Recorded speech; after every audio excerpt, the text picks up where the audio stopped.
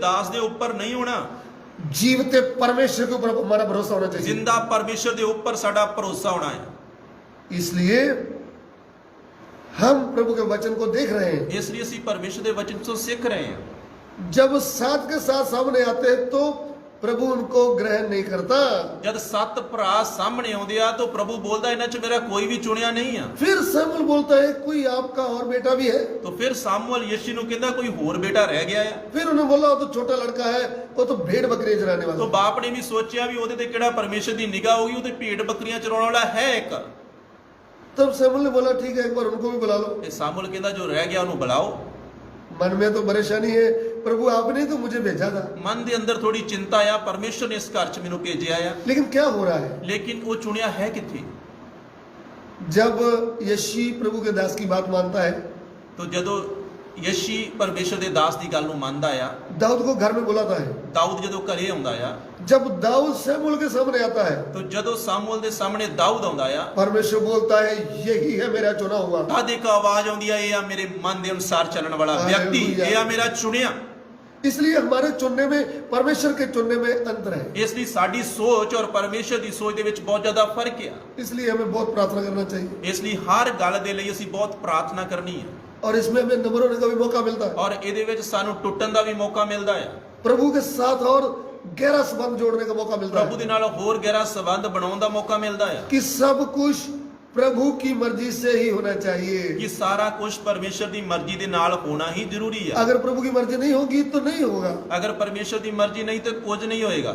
इसलिए दाऊद को शमूएल अभिषेक करता है। इसलिए दाऊद नूं सामुएल अभिषेक करदा आ। जब अभिषेक करता है उसके ऊपर शाप लगती है परमेश्वर के पवित्र आत्मा की। तो जदों अभिषेक करदा आ तद पवित्र आत्मा दी उहदे ते मोहर लगदी है। उस दिन से दाऊद एक अलग मनुष्य बन जाता है। उस दिन तो ही दाऊद एक वखरा डील डोल वाला मनुख बन जाता है। परमेश्वर के सामने चुने हुए का चिन्ह क्या है? उसके ऊपर नए नए में भी पवित्र आत्मा का शाप लगता है। परमेश्वर दे चुने हुए व्यक्ति दी सब तो वड्डी निशानी पुराने और नवे नेम दे विच पवित्र आत्मा दी मोहर उहदे ते लगदी है। तो इसके ऊपर परमेश्वर का आत्मा जोर से आना शुरू हो गया है, और पवित्र आत्मा उहदे ते बड़े जोर ना आउंदा आ। तो चलते चलते एक दिन वो अपने बाप की भेड़ बकरियां चरा रहा था। तो चलते चलते जब वो भेड़ बकरियां अपने बाप दियां चरा रहा सी, वहां पे एक भालू आता है और आकर बकरी के मेमने को मुंह में डालता है। तो उधर एक जदों भालू आउंदा आ, रिछ आउंदा आ, तो वो एक बच्चे छोटे नूं मेमने नूं अपने मुंह दे विच पाउंदा आ। लेकिन दाऊद हिम्मत से उसका सामना करता है और उसके मुंह को फाड़कर उसके मुंह से उस मेमने को निकालता है। तो दाऊद उस समय बड़े बल दे नाल ओदे मुंह दे विच उस बच्चे नूं कढदा आ। परमेश्वर ने अगर आपको एक विश्वासी करके चुना है तो, परमेश्वर ने अगर तानू एक विश्वासी करके चुनिया है ता, परमेश्वर ने आपको एक अपना दास करके चुना है तो, परमेश्वर ने अपना दास करके तानू चुनिया है ता, पवित्र आत्मा का शाप आपके ऊपर लगा है तो, पवित्र आत्मा दी मोहर ताडे उत्ते लगी है, परमेश्वर के पवित्र आत्मा की सामर्थ आपके साथ है, परमेश्वर दी पवित्र आत्मा दी सामर्थ ताडे कोल आपके है, अंदर जीवते परमेश्वर के ऊपर भरोसा होना चाहिए। ताडा पूरा जिंदा परमेश्वर ते भरोसा होना चाहिए आ। आप भी दाऊद की तरह उस शी का, उस भालू का सामना कर सकते हैं। तुसी भी उस रिछ दा उस शेर दा दाऊद दी तरह सामना कर सकदे हो। नए नियम में भालू और शी कौन है? और नवे नेम दे विच ओ रिछ भालू कौन आ, ओ शेर कौन आ? पहला पतरस 5 अध्याय उसका 8 वचन। पहला पतरस 5 अध्याय ओदा 8 वचन। सुचेत होवो, जागदे रहो, तुहाडा विरोधी शैतान बुगदे शी वांगू भालदा फिरदा है, भई किन्नू पाड़ खावां। जी, सचेत हो और जागते रहो, क्योंकि तुम्हारा विरोधी शैतान गर्जने वाले सिंह के समान इस खोज में रहता है कि किसको फाड़ खाए। इधर में शैतान दुश्मन को शी का नाम दिया है। इधर शैतान जेड़ा दुश्मन है उन्हें एक शेर दा नाम दिता है। दाऊद ने तो जानवर शी को फाड़ डाला, दाऊद ने ता जानवर शेर नू पाड़ दिता, भालू जानवर को फाड़ डाला। रिछ जानवर नू पाड़ दिता। कैसे? किवें? पवित्र आत्मा की सामर्थ के द्वारा। और पवित्र आत्मा दी सामर्थ दे द्वारा। पवित्र आत्मा का मतलब खाली ताली बजाना नहीं है। ਪਵਿੱਤਰ ਆਤਮਾ ਦਾ ਮਤਲਬ ਕੱਲੀ ਤਾੜੀ ਵਜਾਉਣੀ ਨਹੀਂ ਆ। पवित्र आत्मा का मतलब खाली अन्य भाषा बोलना ही नहीं। ਪਵਿੱਤਰ ਆਤਮਾ ਦਾ ਮਤਲਬ ਕੱਲੀ अन्य ਨੇ ਭਾਸ਼ਾ ਬੋਲਣਾ ਨਹੀਂ ਆ। पवित्र यहोवा परमेश्वर की सामर्थ आपके साथ है। ਪਵਿੱਤਰ ਯਹੋਵਾ ਦੀ ਸਾਮਰਥ ਤੁਹਾਡੇ ਨਾਲ ਆ। यानी परमेश्वर आपके साथ खड़ा है। ਉਸ ਦਾ ਮਤਲਬ ਪਰਮੇਸ਼ਵਰ ਤੁਹਾਡੇ ਨਾਲ ਖੜਾ ਹੈ। पहाड़ों को कंबा लगाने वाला, ਔਰ ਪਹਾੜ ਉਹਦੇ ਸਾਹਮਣੇ ਕੰਬ ਜਾਂਦੇ ਆ। पृथ्वी के सामने कांपती है, ਪ੍ਰithvi ਉਹਦੇ ਸਾਹਮਣੇ ਕੰਬਦੀ ਆ। सब शक्ति उसके सामने कांपती है, ਸਭ ਅੰਧਕਾਰ ਦੀਆਂ ਸ਼ਕਤੀਆਂ ਉਹਦੇ ਸਾਹਮਣੇ ਕੰਬਦੀਆਂ ਆ। दुष्ट आत्मा भी उसके सामने कांपती है। ਦੁਸ਼ਟ ਆਤਮਾ ਉਹਦੇ ਸਾਹਮਣੇ ਕੰਬਦੀਆਂ ਆ। ओ प्रिय भाई बहन, ਪਿਆਰੇ ਭੈਣੋ ਤੇ ਭਾਈਓ, प्रिय सेवक और दासियों, ਪਿਆਰੇ ਸੇਵਕੋ, ਦਾਸੀਓ, प्रभु का पवित्र आत्मा आपके ऊपर आया तो परमेश्वर आपके साथ खड़ा है। ਪਰਮੇਸ਼ਵਰ ਦਾ ਪਵਿੱਤਰ ਆਤਮਾ ਤੁਹਾਡੇ ਨਾਲ ਆਇਆ ਤਾਂ ਉਹਦਾ ਮਤਲਬ ਪਰਮੇਸ਼ਵਰ ਤੁਹਾਡੇ ਨਾਲ ਆ। आप परमेश्वर की ताकत के द्वारा शैतान भालू को, शैतान शिव को कुचल सकते हैं, उनको फाड़ सकते हैं। ਤੁਸੀਂ ਪਰਮੇਸ਼ਵਰ ਦੇ ਪਵਿੱਤਰ ਆਤਮਾ ਦੀ ਸਾਮਰਥ ਦੇ ਦੁਆਰਾ ਉਸ ਸ਼ੇਰ ਨੂੰ, ਉਸ ਭਾਲੂ ਨੂੰ ਪਾੜ ਸਕਦੇ। प्रभु ने आपको और मुझे चुना इसके लिए। ਪਰਮੇਸ਼ਵਰ ਨੇ ਮੈਨੂੰ ਔਰ ਤੁਹਾਨੂੰ ਚੁਣਿਆ ਇਸ ਕੰਮ ਦੇ ਲਈ ਆ। प्रभु यीशु भी इस पृथ्वी में रहते समय शिष्यों को क्या बोला था? ਪ੍ਰਭੂ ਯੀਸ਼ੂ ਮਸੀਹ ਇਸ ਧਰਤੀ ਦੇ ਚੱਲਦੇ ਸਮੇਂ ਚੇਲਿਆਂ ਨੂੰ ਕੀ ਆਖਿਆ? प्रभु ने उनको क्या कहा था? ਪ੍ਰਭੂ ਨੇ ਉਹਨਾਂ ਨੂੰ ਕੀ ਆਖਿਆ? प्रभु ने कहा था, मैंने आपको सांपों और बिच्छुओं को रौंदने का और शत्रु की पूरी सामर्थ पर अधिकार दे रखा। ਪ੍ਰਭੂ ਯੀਸ਼ੂ ਮਸੀਹ ਨੇ ਵੀ ਚੇਲਿਆਂ ਨੂੰ ਆਖਿਆ, ਮੈਂ ਤੁਹਾਨੂੰ ਸੱਪਾਂ ਨੂੰ, ਠੋਇਆਂ ਨੂੰ ਤੇ ਵੈਰੀ ਦੀ ਸਾਰੀ ਸ਼ਕਤੀ ਦੇ ਅਧਿਕਾਰ ਦਿੱਤਾ ਹੈ। लूका सुसमाचार उसका 10 अध्याय उसका 17 से 19 वचन। ਲੂਕਾ 10 ਅਧਿਆਏ 17 ਤੋਂ 19 ਵਚਨ ਤੱਕ ਅਸੀਂ ਪੜਾਂਗੇ। ਉਹ 70 ਆਨੰਦ ਨਾਲ ਮੁੜੇ ਔਰ ਬੋਲੇ ਕਿ ਪ੍ਰਭੂ ਜੀ ਤੇਰੇ ਨਾਮ ਕਰਕੇ ਭੂਤ ਵੀ ਸਾਡੇ ਵਸ ਵਿੱਚ ਹਨ। ਉਸਨੇ ਉਹਨਾਂ ਨੂੰ ਆਖਿਆ, ਮੈਂ ਸ਼ੈਤਾਨ ਨੂੰ ਬਿਜਲੀ ਵਾਂਗੂ ਆਕਾਸ਼ ਤੋਂ ਡਿੱਗਾ ਹੋਇਆ ਦੇਖਾ। ਵੇਖੋ ਮੈਂ ਤੁਹਾਨੂੰ ਸੱਪਾਂ ਤੇ ਠੂਆਂ ਦੇ ਲਤਾੜਨ ਦਾ ਔਰ ਵੈਰੀ ਦੀ ਸਾਰੀ ਸ਼ਕਤੀ ਉੱਤੇ ਇਖਤਿਆਰ ਦਿੱਤਾ ਹੈ ਅਤੇ ਕੋਈ ਵੀ ਚੀਜ਼ ਤੁਹਾਡਾ ਨੁਕਸਾਨ ਨਾ ਕਰੇਗੀ। यस। वे 70 आनंद करते हुए लौटे और कहने लगे, हे प्रभु, तेरे नाम से दुष्ट आत्मा भी हमारे वश में है। उसने उनसे कहा, मैं शैतान को बिजली के समान स्वर्ग से गिरा हुआ देख रहा था। देखो मैंने तुम्हें सांपों और बिच्छुओं को रौंदने का और शत्रु की सारी सामर्थ पर अधिकार दिया है और किसी वस्तु से तुम्हें कुछ हानि ना होगी। ध्यान से प्रभु के वचन को सुने। ਧਿਆਨ ਦੇ ਕੇ ਪ੍ਰਭੂ ਦੇ ਵਚਨਾਂ ਨੂੰ ਸੁਣੋ। प्रभु हमें क्या अधिकार दे रखा है? ਪਰਮੇਸ਼ਵਰ ਸਾਨੂੰ ਕੀ ਅਧਿਕਾਰ ਦਿੱਤਾ ਆ? प्रभु यीशु कहते हैं, ਪ੍ਰਭੂ ਯੀਸ਼ੂ ਮਸੀਹ ਆਖਦੇ ਆ, मेरा नाम लेकर तुम दूसरों का दुष्टात्मा निकाल दोगे। ਮੇਰਾ ਨਾਮ ਲੈ ਕੇ ਤੁਸੀਂ ਦੂਸਰਿਆਂ ਦੇ ਭੂਤ ਕੱਢ ਦਿਓਗੇ। विश्वासी भाइयों को, बहनों को प्रभु ने अधिकार दे रखा है। ਵਿਸ਼ਵਾਸੀ ਭਾਈਆਂ ਨੂੰ, ਭੈਣਾਂ ਨੂੰ ਪ੍ਰਭੂ ਨੇ ਅਧਿਕਾਰ ਦਿੱਤਾ ਆ। उसके साथ साथ अपने शिष्यों को क्या कहता है? ਉਹਦੇ ਨਾਲ ਨਾਲ ਆਪਣੇ ਚੇਲਿਆਂ ਨੂੰ ਕੀ ਆਖਦਾ ਆ? उनको कहता है, ਉਹਨਾਂ ਨੂੰ ਆਖਦਾ ਆ, मैंने तुमको सांपों और बिच्छुओं को रौंदने का ਮੈਂ ਤੁਹਾਨੂੰ ਸੱਪਾਂ ਨੂੰ ਤੇ ਠੋਇਆਂ ਨੂੰ ਲਤਾੜਨ ਦਾ और शत्रु की पूरी सामर्थ्य पर अधिकार दिया ਔਰ है। ਵੈਰੀ ਦੀ ਸਾਰੀ ਸ਼ਕਤੀ ਤੇ ਅਧਿਕਾਰ ਦਿੱਤਾ ਆ। कोई भी वस्तु आपकी हानि नहीं कर सकती। ਕੋਈ ਵੀ ਚੀਜ਼ ਤੁਹਾਡਾ ਨੁਕਸਾਨ ਕਰ ਨਹੀਂ ਸਕਦੀ। ये वचन हमारे मन में होना चाहिए। ਇਹ ਵਚਨ ਸਾਡੇ ਅੰਦਰ ਮਨ 'ਚ ਜਮਾ ਹੋਣਾ ਚਾਹੀਦਾ ਹੈ। इसलिए हमको किसी भी अंधकार की शक्ति से डरना नहीं ਇਸ ਲਈ चाहिए। ਸਾਨੂੰ ਕਿਸੇ ਵੀ ਅੰਧਕਾਰ ਦੀ ਸ਼ਕਤੀ ਤੋਂ ਡਰਨਾ ਨਹੀਂ ਚਾਹੀਦਾ। क्यों नहीं डरना चाहिए? ਕਿਉਂ ਨਹੀਂ ਡਰਨਾ ਚਾਹੀਦਾ? क्योंकि जो संसार में है उससे बड़ा मेरे अंदर आया है। ਕਿਉਂਕਿ ਜੋ ਇਸ ਸੰਸਾਰ ਦੇ ਵਿੱਚ ਆ ਉਸ ਤੋਂ ਵੀ ਵੱਡਾ ਮੇਰੇ ਅੰਦਰ ਆਇਆ ਆ। संत यूहन्ना लिखते हैं, ਔਰ ਪ੍ਰਭੂ ਦਾ ਦਾਸ ਯਹੂਨਾ ਲਿਖਦਾ ਆ, आपने उस संसार के ऊपर जय पाया है। ਤੁਸੀਂ ਇਸ ਸੰਸਾਰ ਦੇ ਉੱਪਰ ਜਿੱਤ ਪ੍ਰਾਪਤ ਕੀਤੀ ਆ। कैसे जीत प्राप्त किया है? ਕਿਵੇਂ ਜਿੱਤ ਪ੍ਰਾਪਤ ਕੀਤੀ ਆ? कैसे आपने जय पाया है? ਕਿਵੇਂ ਤੁਸੀਂ ਜਿੱਤ ਪ੍ਰਾਪਤ ਕੀਤੀ ਆ? क्यों? ਕਿਉਂ? आदि वचन शक्तिशाली सृष्टिकर्ता प्रभु आपके अंदर आया है। ਉਹ ਆਦि ਵਚਨ ਜੋ ਸ੍ਰਿਸ਼ਟੀ ਕਰਤਾ ਪਰਮੇਸ਼ਰ ਆ ਉਹ ਸਾਡੇ ਅੰਦਰ ਆਇਆ ਆ। इसलिए हम नई सृष्टि बने हैं। ਇਸ ਲਈ ਅਸੀਂ ਨਵੀਂ ਸ੍ਰਿਸ਼ਟੀ ਬਣ ਗਏ ਆ। इसलिए हमको डर नहीं होना चाहिए। ਇਸ ਲਈ ਸਾਨੂੰ ਕੋਈ ਡਰ ਨਹੀਂ ਹੋਣਾ ਚਾਹੀਦਾ। अविनाशी बीज से जीवित है, वचन से हमारा जन्म हो गया है। ਸਦਾ ਰਹਿਣ ਵਾਲੇ ਜਿਉਂਦੇ ਵਚਨ ਤੋਂ ਸਾਡਾ ਨਵਾਂ ਜਨਮ ਹੋ ਗਿਆ ਹੈ। मैं कौन हूँ? ਮੈਂ ਕੌਣ ਆ? मैं परमेश्वर का बेटा। ਮੈਂ ਪਰਮੇਸ਼ਰ ਦਾ ਬੇਟਾ। इसलिए मैं राजा का बेटा हूँ। ਇਸ ਲਈ ਮੈਂ ਰਾਜੇ ਦਾ ਬੇਟਾ ਹਾਂ। मैं सर्वशक्तिमान परमेश्वर का बेटा ਮੈਂ हूँ। ਸਰਵਸ਼ਕਤੀਮਾਨ ਪਰਮੇਸ਼ਰ ਦਾ ਬੇਟਾ ਹਾਂ। भाई हो, बहन हो, ਭੈਣ ਹੋਵੇ, ਭਾਈ ਹੋਵੇ, सब बेटा है। ਸਭ ਬੇਟਾ ਹੈ। इसलिए मेरे पास अधिकार है। ਇਸ ਲਈ ਮੇਰੇ ਕੋਲ ਅਧਿਕਾਰ ਹੈ। मेरे बाप ने शत्रु की सेना को क्रूस के ऊपर रोक दिया है। ਮੇਰੇ ਬਾਪ ਨੇ ਸਲੀਬ ਦੇ ਉੱਪਰ ਅੰਧਕਾਰ ਦੀਆਂ ਸ਼ਕਤੀਆਂ ਦਾ ਸ਼ੈਤਾਨ ਦਾ ਖੁੱਲਮ ਖੁੱਲਾ ਤਮਾਸ਼ਾ ਬਣਾਇਆ। मुझे भी तमाशा बनाने के लिए इधर चुन लिया है। ਮੈਨੂੰ ਵੀ ਅੰਧਕਾਰ ਦੀਆਂ ਸ਼ਕਤੀਆਂ ਦਾ ਤਮਾਸ਼ਾ ਬਣਾਉਣ ਦੇ ਲਈ ਚੁਣ ਲਿਆ ਹੈ। इसलिए मुझे डर नहीं है। ਇਸ ਲਈ ਮੈਨੂੰ ਡਰ ਨਹੀਂ ਹੈ। मेरा बाप कौन है? ਮੇਰਾ ਬਾਪ ਕੌਣ ਹੈ? स्वर्ग और पृथ्वी का सारा अधिकार पाया ਜਿਸ ਦੇ ਕੋਲੇ ਸਾਰਾ ਅਧਿਕਾਰ ਹੈ। है अधिकार की नहीं? ਉਸ ਦੇ ਕੋਲ ਅਧਿਕਾਰ ਹੈ। वो अधिकार पाया हुआ है, ਉਹ ਅਧਿਕਾਰ ਪਾਇਆ ਹੈ। इसलिए वो कहता है जाओ। ਇਸ ਲਈ ਉਹ ਮੈਨੂੰ ਵੀ ਅਧਿਕਾਰ ਦਿੰਦਾ ਕਿ ਜਾ। मुझे नहीं, सबको।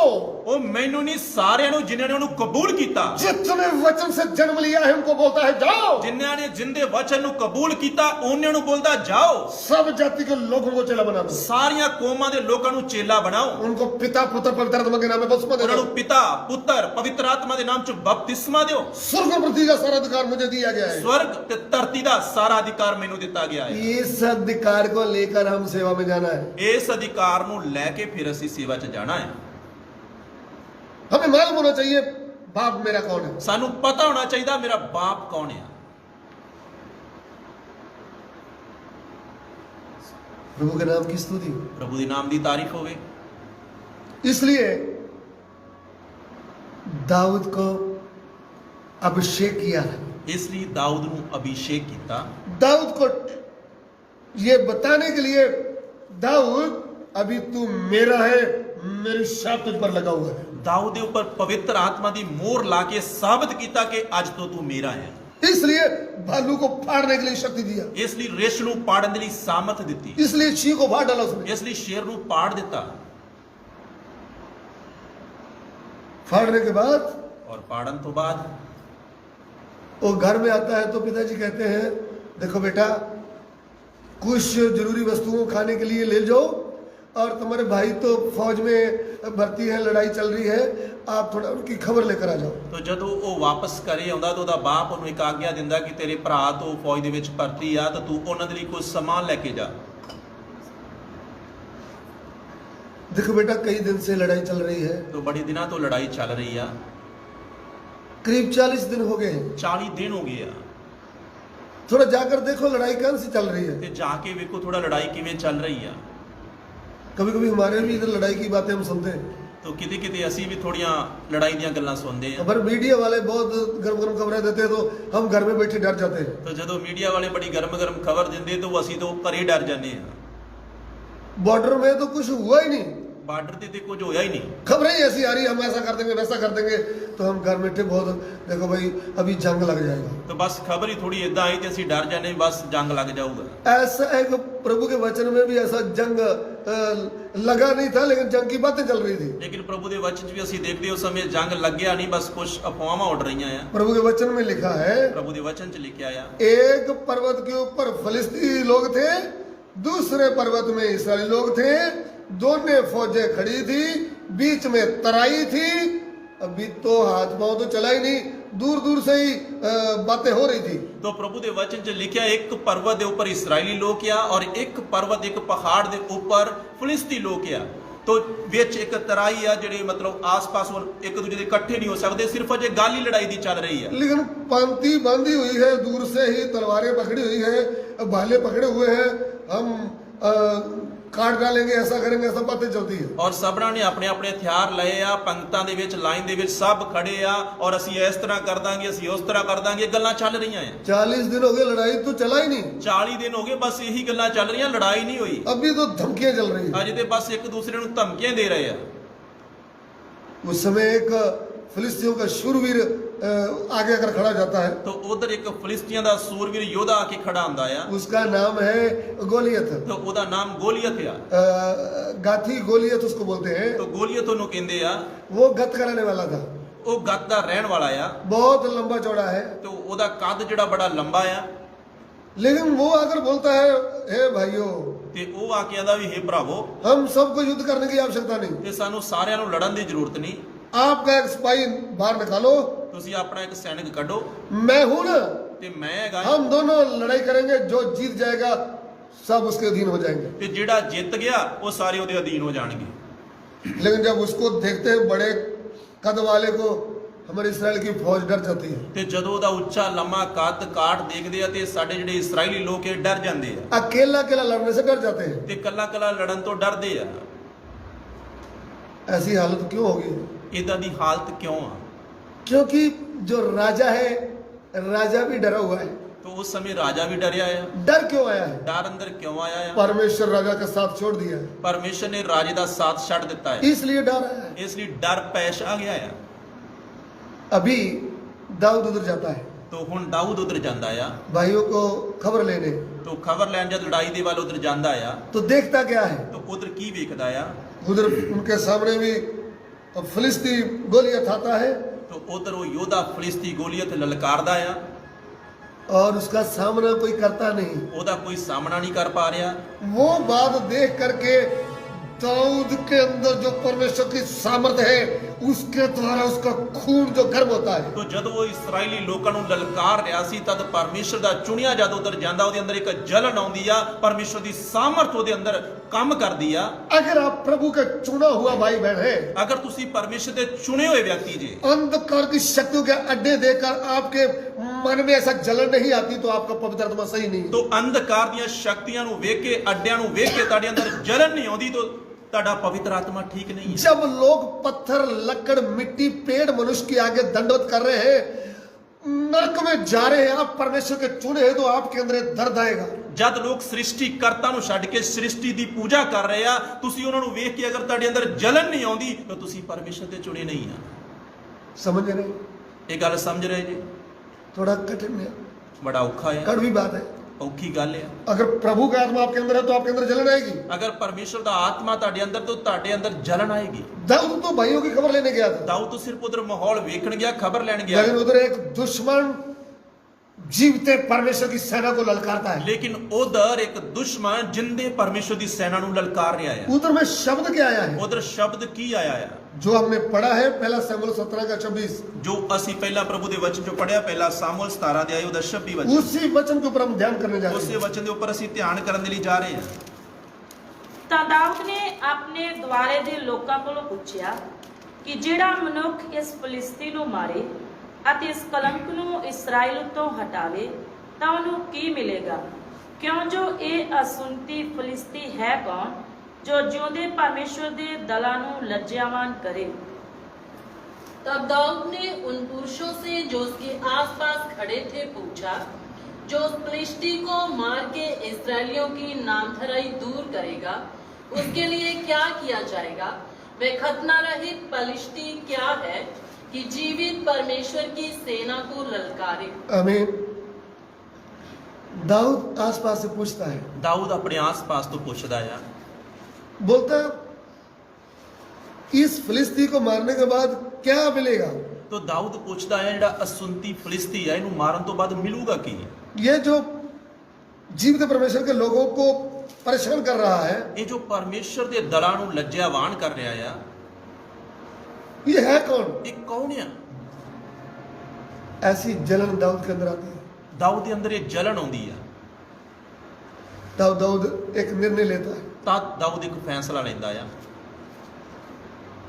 मैं मेरी ताकत से नहीं, मैं जीवते परमेश्वर की सामर्थ्य के द्वारा, जिसने मुझे चुना है, जिस परमेश्वर की सेना को ये ललकार रहा है, इसके साथ युद्ध करूंगा।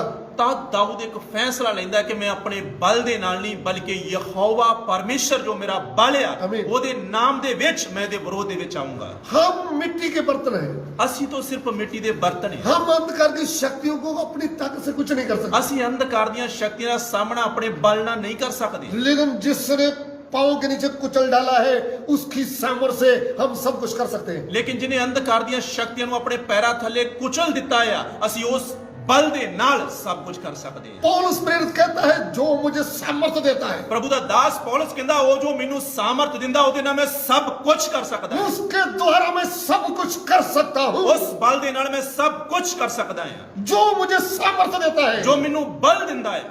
इस लाइव वचन को देखने वाले विश्वासी भाई बहनों, इस लाइव वचन नु सुन रहे विश्वासी भैनों ते भाइयों, आपका बल है मुर्दों में से जी उठा हुआ प्रभु यीशु, ਤੁਹਾਡਾ ਬਲ ਆ ਮੁਰਦਿਆਂ ਦੇ ਵਿੱਚੋਂ ਜੀ ਉੱਠਿਆ ਹੋਇਆ ਪ੍ਰਭੂ ਯੀਸ਼ੂ ਮਸੀਹ। दाऊद का बल कौन था? ਦਾਊਦ ਦਾ ਬਲ ਕੌਣ ਸੀ? वो जिंदा यहोवा परमेश्वर है। ਜਿੰਦਾ ਯਹੋਵਾ ਪਰਮੇਸ਼ਵਰ। वो क्या बोलता है? ਉਹ ਕੀ ਆਖਦਾ ਹੈ? जीवते परमेश्वर की सेना। ਜਿੰਦੇ ਪਰਮੇਸ਼ਵਰ ਦੀ ਸੈਨਾ। दाऊद को पता चल गया मेरा चुनने वाला जिंदा परमेश्वर है। ਦਾਊਦ ਨੂੰ ਪਤਾ ਲੱਗ ਗਿਆ ਮੈਨੂੰ ਚੁਣਨ ਵਾਲਾ ਜ਼ਿੰਦਾ ਪਰਮੇਸ਼ਵਰ ਹੈ। आप और मुझे चुनने वाला भी जिंदा परमेश्वर है। ਤੁਹਾਨੂੰ ਤੇ ਮੈਨੂੰ ਚੁਣਨ ਵਾਲਾ ਵੀ ਜ਼ਿੰਦਾ ਪਰਮੇਸ਼ਵਰ ਹੈ। जो जिंदा यहोवा है, ਜੋ ਜਿੰਦਾ ਪਰਮੇਸ਼ਵਰ ਹੈ, वही आज से 2020 साल पहले ਉਹੀ ਅੱਜ ਤੋਂ 2020 ਸਾਲ ਪਹਿਲਾਂ इस पृथ्वी में मनुष्य के रूप में आया है। ਇਸ ਧਰਤੀ ਦੇ ਉੱਤੇ ਮਨੁੱਖ ਦੇ ਰੂਪ ਚ ਆਇਆ ਆ। पूरी मनुष्य जाति के पाप का दंड अपने ऊपर लिया ਪੂਰੇ है। ਮਨੁੱਖ ਜਾਤੀ ਦਾ ਪਾਪ ਆਪਣੇ ਉੱਪਰ ਲਿਆ ਆ। तीसरे दिन मुर्दों में से जी उठा है। ਤੀਸਰੇ ਦਿਨ ਮੁਰਦਿਆਂ ਦੇ ਵਿੱਚੋਂ ਜੀ ਉੱਠਿਆ ਹੈ। अंधकार की शक्तियों का तमाशा बनाया है। ਅੰਧਕਾਰ ਦੀਆਂ ਸ਼ਕਤੀਆਂ ਦਾ ਖੁੱਲਮ ਖੁੱਲਾ ਤਮਾਸ਼ਾ ਬਣਾਇਆ ਹੈ। मनुष्यों का सबका तमाशा बनाया है। ਸਭ ਮਨੁੱਖਾਂ ਦਾ ਤਮਾਸ਼ਾ ਬਣਾਇਆ ਹੈ। वो कब्र भी उनका शरीर को जला नहीं सकी। ਕਬਰ ਵੀ ਉਹਦੇ ਸਰੀਰ ਨੂੰ ਸਾੜ ਨਹੀਂ ਸਕੀ। वो दो लोग भी उनको रख नहीं पाया। ਪਤਾਲ ਵੀ ਉਹਨੂੰ ਰੱਖ ਨਹੀਂ ਸਕਿਆ। वो जिंदा है, जिंदा होकर बाहर आ गया है। ਉਹ ਜਿੰਦਾ ਆ, ਇਸ ਲਈ ਜਿੰਦਾ ਹੋ ਕੇ ਕਬਰ ਚੋਂ ਬਾਹਰ ਆ ਗਿਆ। इसलिए जीवता परमेश्वर की सेना है हम। ਇਸ ਲਈ ਜਿੰਦੇ ਪਰਮੇਸ਼ਵਰ ਦੀ ਸੈਨਾ ਅਸੀਂ ਆ। वो कलीसिया, ਕਲੀਸਿਆ तू है कौन? ਤੂੰ ਕੌਣ ਆ? जीवते परमेश्वर की सेना। ਜਿੰਦਾ ਪਰਮੇਸ਼ਵਰ ਦੀ ਸੈਨਾ। हे प्रभु के दास, ਇਹ ਪ੍ਰਭੂ ਦੇ ਦਾਸ तू कौन है? ਤੂੰ ਕੌਣ ਆ? तू जीवते परमेश्वर का योद्धा है। ਤੂੰ ਜਿੰਦਾ ਪਰਮੇਸ਼ਵਰ ਦਾ ਯੋਧਾ ਹੈ। जीवते परमेश्वर के सामने कौन खड़ा हो सकता है? ਜਿੰਦਾ ਪਰਮੇਸ਼ਵਰ ਦੇ ਸਾਹਮਣੇ ਕੌਣ ਖੜਾ ਹੋ ਸਕਦਾ ਹੈ? कोई भी शैतानी शक्ति इसके सामने खड़ी नहीं हो सकती, ਕੋਈ ਵੀ ਅੰਧਕਾਰ ਦੀ ਸ਼ਕਤੀ ਉਹਦੇ ਸਾਹਮਣੇ ਖੜੀ ਨਹੀਂ ਰਹਿ ਸਕਦੀ। क्योंकि उसने क्रूस के ऊपर तमाशा बना दिया ਕਿਉਂਕਿ है। ਸਲੀਬ ਦੇ ਉੱਪਰ ਉਹਨੇ ਤਮਾਸ਼ਾ ਬਣਾਇਆ ਹੈ। और आपको ये आज्ञा देता है। ਔਰ ਤੁਹਾਨੂੰ ਇਹ ਅਧਿਕਾਰ ਔਰ ਆਗਿਆ ਦਿੰਦਾ ਹੈ। मैंने आपको सांपों और बिच्छुओं को रौंदने का अधिकार दे दिया ਮੈਂ है ਤੁਹਾਨੂੰ ਸੱਪਾਂ ਤੇ ਠੋਇਆਂ ਨੂੰ ਲਤਾੜਨ ਦਾ और शत्रु की सारी सेना पर अधिकार दे दिया ਔਰ है। ਵੈਰੀ ਦੀ ਸਾਰੀ ਸ਼ਕਤੀ ਦੇ ਅਧਿਕਾਰ ਦਿੱਤਾ ਹੈ। इसलिए वचन खाकर आत्मा में बलवंत होकर अपने पिता की इच्छा को पूरा करें। ਇਸ ਲਈ ਇਹਨਾਂ ਵਚਨਾਂ ਨੂੰ ਖਾ ਕੇ ਅੰਦਰ ਜਮਾ ਕਰਕੇ ਆਪਣੇ ਬਾਪ ਦੀ ਇੱਛਾ ਨੂੰ ਪੂਰਾ ਕਰੋ। आप नए नेम के योद्धे। ਤੁਸੀਂ ਨਵੇਂ ਨੇਮ ਦੇ ਯੋਧੇ ਜੀ। पौलुस कहता है हमारी लड़ाई लहू और मांस से नहीं, ਪ੍ਰਭੂ ਦਾ ਦਾਸ ਪੌਲਸ ਕਹਿੰਦਾ ਸਾਡੀ ਲੜਾਈ ਲਹੂ ਤੇ ਮਾंस ਨਾਲ ਨਹੀਂ ਆ। अंधकार के राजों के साथ, दुष्ट आत्मा के साथ हमारा युद्ध है। ਅੰਧਕਾਰ ਦੀਆਂ ਸ਼ਕਤੀਆਂ ਦੇ ਰਾਜੇ ਮਹਾਰਾਜ ਨਾਲ ਸਾਡੀ ਲੜਾਈ ਆ। ओ पवित्र आत्मा की सामर्थ के द्वारा ਪਵਿੱਤਰ ਆਤਮਾ ਦੀ ਸਾਮਰਥ ਦੇ ਦੁਆਰਾ आप एक शूरवीर हैं। ਤੁਸੀਂ ਇੱਕ ਯੋਧੇ ਜੇ। वचन की तलवार उठाए, ਵਚਨ ਦੀ ਤਲਵਾਰ ਨੂੰ ਲਓ। पवित्र आत्मा की सामर्थ से खड़े हो जाए। ਪਵਿੱਤਰ ਆਤਮਾ ਦੀ ਸਾਮਰਥ ਨਾਲ ਖੜੇ ਹੋ ਜਾਓ। यहोवा उठे, वैरी छिन्न भिन्न हो जाए। ਔਰ ਯਹੋਵਾ ਉੱਠੇ ਤੇ ਵੈਰੀ ਛਿਨ ਬਿਨ ਹੋ ਜਾਣ। शत्रु छिन्न भिन्न हो जाए। ਔਰ ਸ਼ਤਰੂ ਤਿੱਤਰ ਬਿੱਤਰ